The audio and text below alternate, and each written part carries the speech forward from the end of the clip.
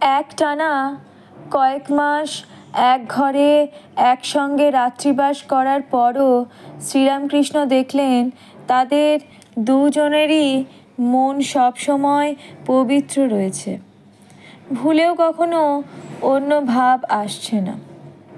তখন তিনি একদিন সারদা দেবীকে নিজের ঘরে পুজোর পিঠে বসিয়ে সাক্ষাৎ জগৎমাতা জ্ঞানে পুজো করলেন।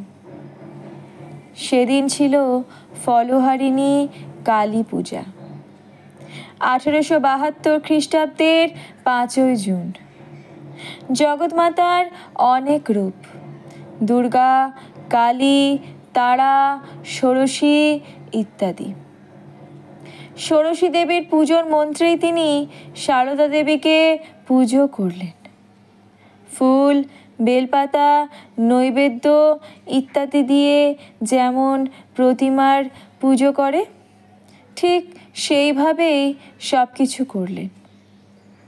হিন্দুরা যতভাবে ভগবানের জন্য সাধনা করে, এমনকি মুসলমানরাও যেমন করে শ্রীরামকৃষ্ণ সেই সবভাবেই ভগবানের সাধনা করে সেসব মতে যেমন বর্ণনা আছে সে সব রূপেই তাকে দেখেছিলেন। সেই সব সাধনার সব ফল নিজের জপের মালাও পুজোর পর তিনি সারদা দেবীর পায়ে সমর্পণ করলেন। শ্রী শ্রী মাকে এভাবে পুজো করাই তার শেষ সাধনা বলা হয়। অবশ্য এর 1 বছর পর খ্রিস্ট ধর্মের ভাবে তার মন ভরে গিয়েছিল। 3 দিন সেভাবে বিভোর হয়ে থাকার পর তিনি যীশুখ্রিস্টের দর্শনও পেয়েছিলেন। কিন্তু এর জন্য সাধনা বলতে যা বোঝায়, আগে যেরকম সব সাধনা করেছেন তার কিছুই তাকে করতে হয়নি।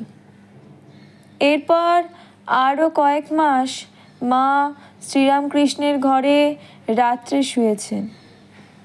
তারপর শ্রীরামকৃষ্ণ জানতে পারলেন রাত্রে ভগবানের ভাবে তার বাইরের হুঁশ থাকে না দেখে মা ভয় পান। তার কখন কি প্রয়োজন হবে ভেবে সারা রাত জেগে থাকেন। তখন তিনি সারদা দেবীকে রাত্রেও নহবতের ঘরে থাকতে বললেন।